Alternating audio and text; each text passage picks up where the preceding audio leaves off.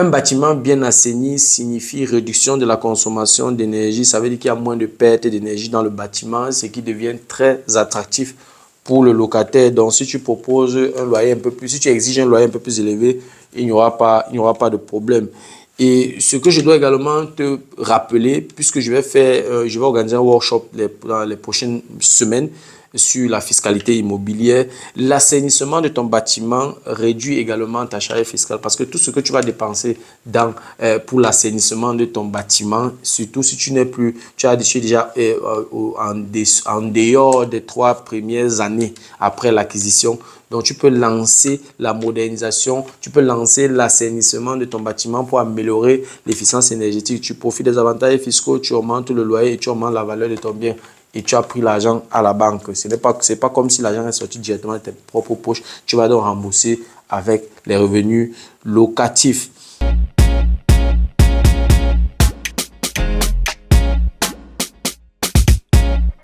Salut à toi, merci encore une fois de plus d'avoir cliqué sur ma vidéo. Si c'est ta première fois de passer par ici, je m'appelle Fabrice Zopop. Je suis ingénieur en génie mécanique et en même temps investisseur immobilier depuis plusieurs années déjà. Dans cette chaîne, je parle de 2 thèmes.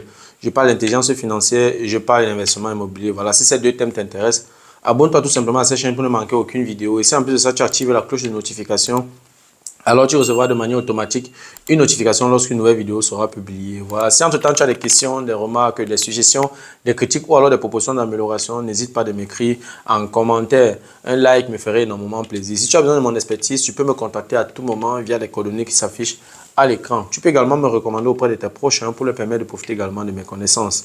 Quand je parle de connaissances ici, je parle d'accompagnement dans l'investissement immobilier. Je parle d'accompagnement dans la fiscalité immobilière. Je parle de formation immobilière qui peut être en présentiel, qui peut être virtuelle. Voilà, si tu aimerais mettre de l'ordre dans tes finances, tu peux également me contacter.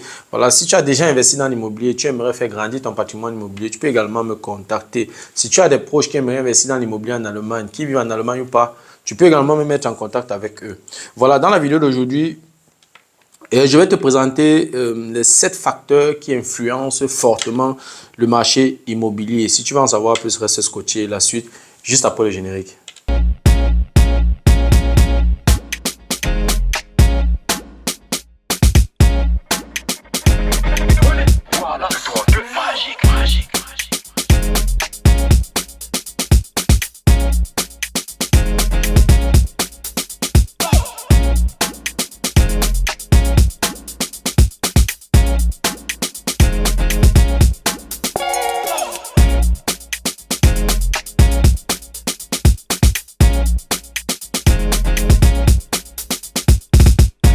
Voilà, comme je l'ai énoncé à l'introduction, nous allons parcourir aujourd'hui, dans la vidéo d'aujourd'hui, les 7 facteurs qui influencent fortement l'investissement immobilier, le marché immobilier.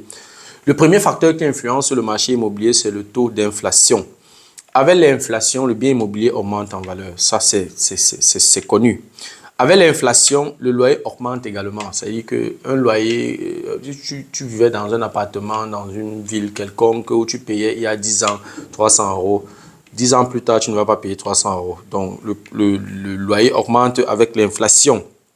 Avec l'inflation, les coûts d'entretien du bien augmentent également. J'ai par exemple un bien dans mon portfolio. C'est un appartement T2 de 60 mètres carrés. J'ai acheté ça il y a quelques années. Quand je venais d'acheter le bien, les frais de copropriété étaient de 240 euros. Et aujourd'hui, ces frais s'élèvent à 390 euros. Donc, on peut donc voir là qu'au fur et à mesure que le temps passe, les frais de copropriété augmentent parce qu'il y a l'inflation. L'administrateur du bien que tu payais il y a 5 ans, 20 euros, tu vas le payer peut-être aujourd'hui 25 euros, 30 euros. Donc, ça augmente. L'inflation détruit également, dévore également la dette. C'est également quelque chose qu'il faut préciser. Je vais m'expliquer. La mensualité, par exemple, que tu payes aujourd'hui, dans 10 ans, tu vas toujours payer la même mensualité. Donc, du coup, si tu prends une dette de 100 000 euros, tu ne rembourses pas, tu payes seulement les intérêts. 30 ans plus tard, quand tu vas venir rembourser, c'est toujours cette même dette-là que tu vas rembourser. Pourtant, 30 ans plus tard, cette dette-là n'a plus la même valeur. Donc, si tu prends 100 000 euros de dette aujourd'hui, que tu vas rembourser dans 100 ans, dans 30 ans, par exemple, et tu ne rembourses pas, tu payes seulement les intérêts. 30 ans plus tard, quand tu reviens pour rembourser les 100 000 euros à la banque, tu vas venir poser 100 000 euros 100 000 euros sur la table. Pourtant, ces 100 000 euros là, 30 ans plus tard, en tenant compte d'un taux d'inflation de 3%, ces 100 000 euros n'ont qu'une valeur de 40 000 euros. Ça veut dire qu'à cause de l'inflation, la banque a perdu 60 000 euros. Toi, tu as profité 60 000 euros. C'est ce que ça veut dire. Donc, l'inflation dévore la dette. Voilà. Donc, désolé pour l'interruption. J'organise un workshop sur la fiscalité immobilière le samedi 19 octobre 2024 à Münster. Et la formation aura lieu de 9 h à 18 h. Et pour cette formation, j'ai prévu deux pauses, une pause de 45 minutes et une pause de 15 minutes. Voilà, dans cette formation, nous allons parcourir les avantages fiscaux, nous allons parcourir les astuces légales et je vais te présenter quelques secrets.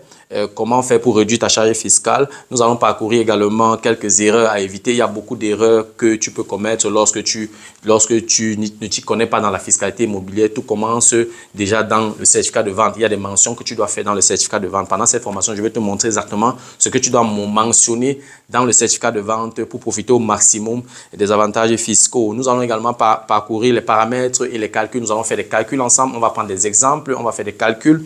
Ensuite, je vais te présenter des exemples pratiques. C'est-à-dire à partir de mes consultations, de mes accompagnements et à partir de mes biens immobiliers, moi-même, on va parcourir ces exemples pratiques.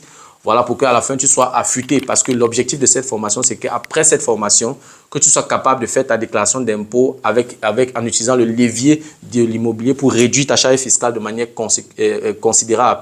Et je ne te transmets pas ce que j'ai lu, ou bien ce que j'ai regardé, ou bien ce que j'ai entendu. Je te transmets ce que je fais tous les jours. Voilà par exemple mes restitutions fiscales les 2 dernières années.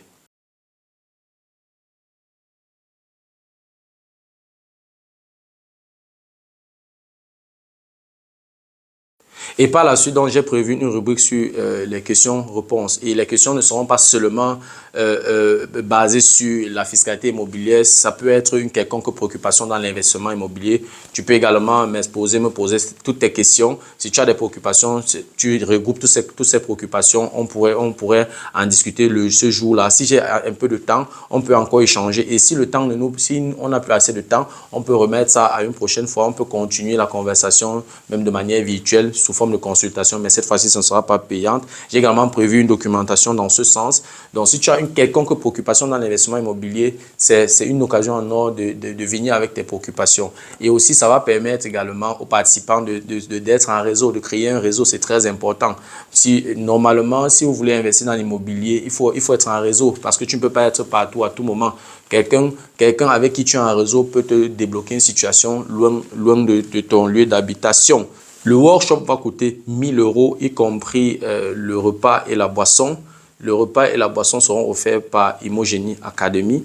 Donc, voilà, n'hésite pas de réserver ta place. Et si tu veux réserver ta place, tu peux me contacter à tout moment via les coordonnées qui s'affichent à l'écran. Voilà, je serais ravi de te compter parmi les participants. On se dit donc au revoir et à très bientôt. Ciao. Voilà, donc le deuxième facteur qui influence fortement le marché immobilier, c'est l'augmentation des taux d'intérêt. L'augmentation des taux d'intérêt rend le crédit immobilier cher, c'est un fait, puisque lorsque tu achètes un bien immobilier avec l'aide de la banque, tu dois payer les intérêts. Et si on augmente les intérêts, c'est clair que l'investissement va te coûter finalement un peu plus cher. Et le fait qu'on augmente les taux d'intérêt, ça fait fuir les investisseurs, ça crée un mouvement dans le marché. Et quand ça fait fuir les investisseurs, là, la concurrence devient moins rude et tu as l'opportunité, toi en tant qu'investisseur immobilier intelligent, investisseur immobilier stratégique et tout, tu as la possibilité d'acquérir tes biens très facilement. Et la demande diminue. Pendant que la demande des biens immobiliers diminue, le nombre de locataires augmente. Parce que si le crédit immobilier devient plus cher, plusieurs personnes n'auront plus la solvabilité nécessaire pour l'achat, l'acquisition d'un bien. Et si quelqu'un ne peut pas acheter sa résidence principale à crédit, qu'est-ce qui reste? C'est loué. Donc, avec le fait que les taux d'intérêt augmentent, ça entraîne donc l'augmentation du nombre de locataires sur le marché. Et lorsque les taux d'intérêt augmentent, le prix de l'immobilier chute également de manière automatique. Et l'augmentation des taux d'intérêt augmente tes avantages fiscaux, c'est-à-dire réduit ta charge fiscale. Ça, c'est quelque chose aussi qu'il ne faut pas négliger. Et lorsque les taux d'intérêt augmentent, il y a moins de concurrence sur le marché, il est plus facile pour toi d'acquérir un bien. Et ce qui peut être problématique lorsque les taux d'intérêt augmentent, c'est que la banque est un peu plus regardante avant l'octroi des crédits immobiliers et exige généralement plus de fonds propres et certaines sécurités et des sécurités supplémentaires comme par exemple les biens immobiliers que tu as déjà dans ton portfolio, bien certaines assurances ou alors beaucoup d'autres choses. Bref, la banque a besoin de plus de garanties, de plus de sécurité supplémentaire avant de t'octroyer un crédit. Ça, c'est lorsque les taux d'intérêt augmentent. Le troisième facteur qui influence le marché immobilier de manière considérable, c'est le rapport entre l'offre et la demande. Lorsque l'offre est supérieure à la demande, c'est un marché d'acheteurs. Ça, c'est clair. Donc, l'offre supérieure à la demande, c'est un marché d'acheteurs.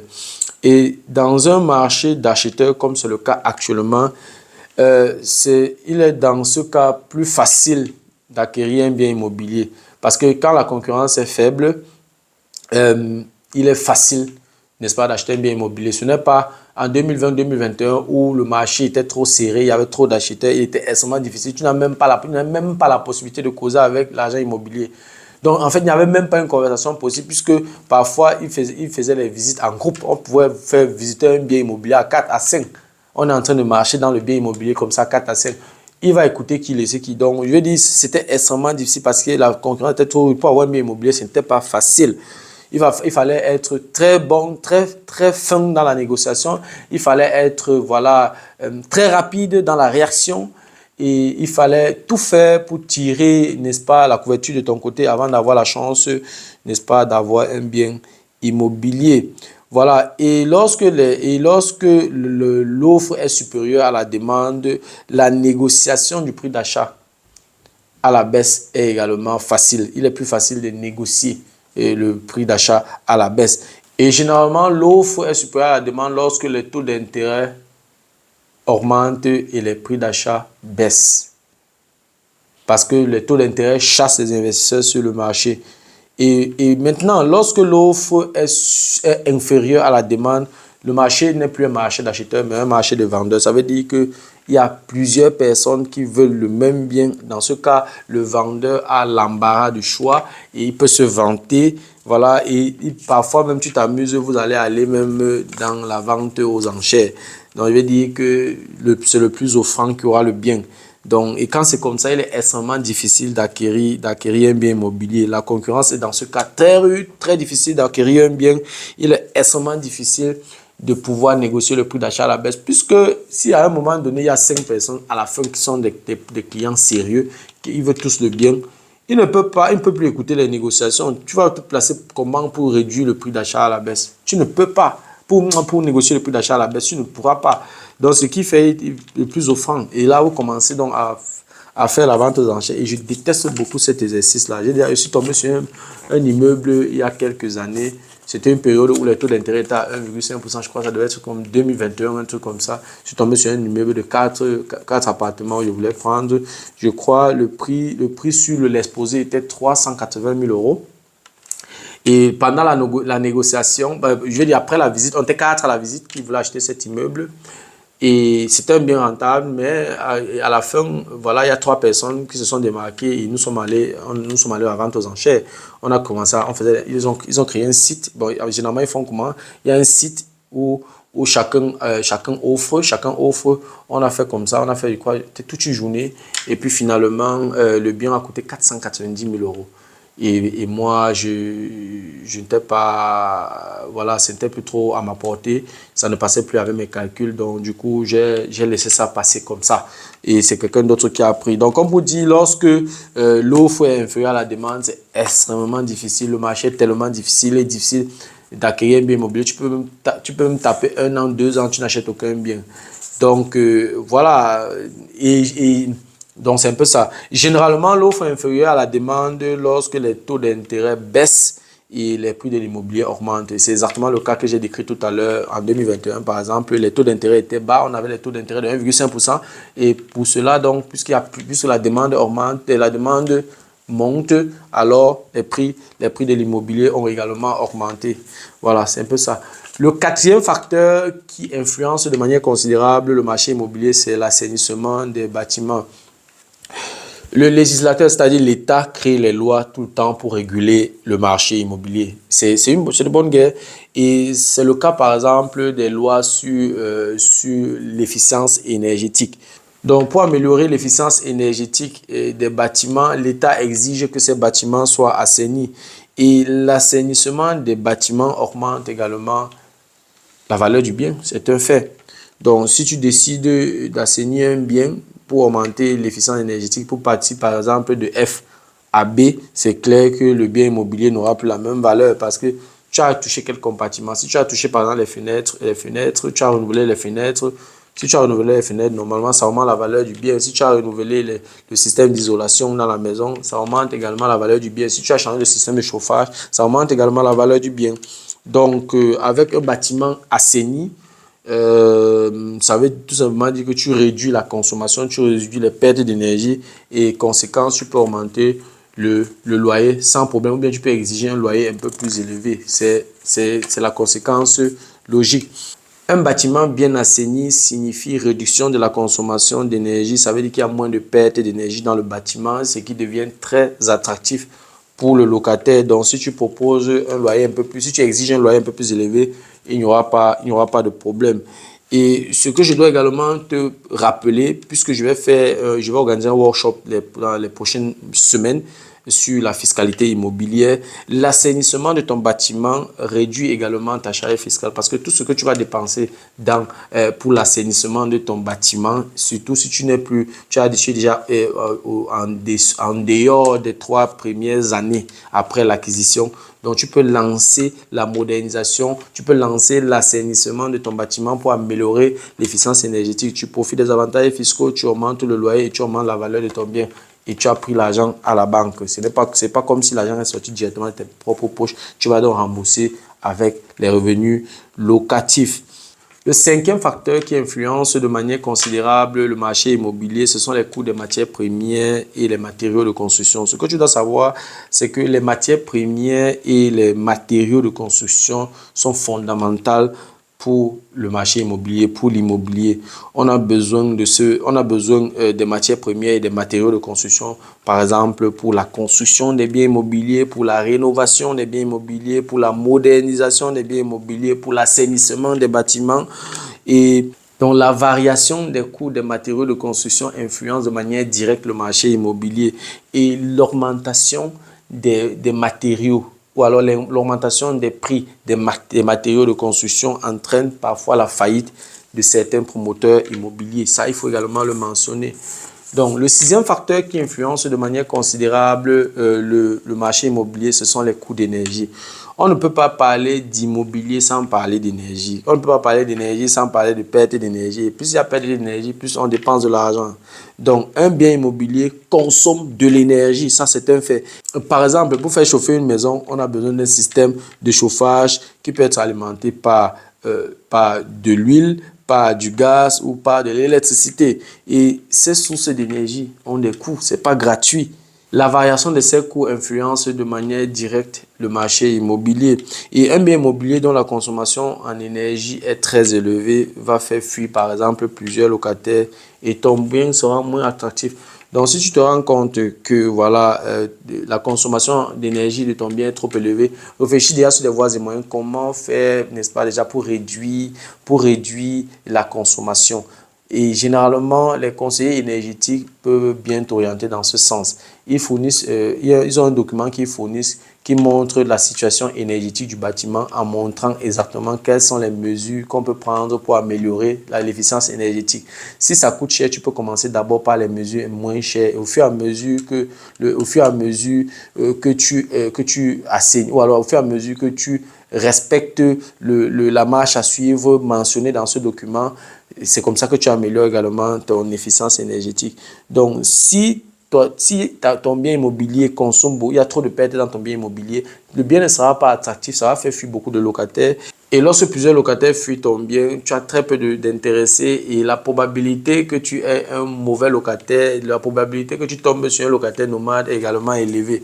Donc, tiens compte de ça, tiens compte de la situation énergétique de ton bâtiment Et voilà, ça va influencer, ça peut influencer de manière négative, voilà, ton investissement immobilier. Le septième facteur qui influence de manière considérable le marché immobilier, c'est le manque de la main-d'œuvre. L'Allemagne est une population vieillissante, donc il y a un gros problème de relève. Ça également, c'est un fait. Les artisans actuellement en Allemagne sont constamment occupés. Il faut aussi prendre le temps pour respecter les deadlines. C'est-à-dire que si tu sais que tu vas commencer tes travaux en juillet, il faudrait qu'en janvier, février, que tu sois déjà clair, que tu aies contacté une firme, que tu aies contacté des artisans pour qu'ils fassent le programme. Parce que généralement, ils sont occupés sur 6 mois, parfois sur 12 mois même. Il y a une année, j'ai contacté un électricien en novembre. Il a programmé venir faire mes travaux en juin. Donc, comme pour te dire que c'est extrêmement difficile, les artisans sont constamment occupés. Il faut donc s'y prendre à temps pour respecter tes différentes deadlines. Peu d'Allemands s'engagent dans les professions d'artisans. La plupart des artisans, vous allez voir, tu vas voir, c'est beaucoup d'étrangers. Peu d'Allemands s'engagent dans les professions d'artisans. Et comme j'ai dit, la population est vieillissante.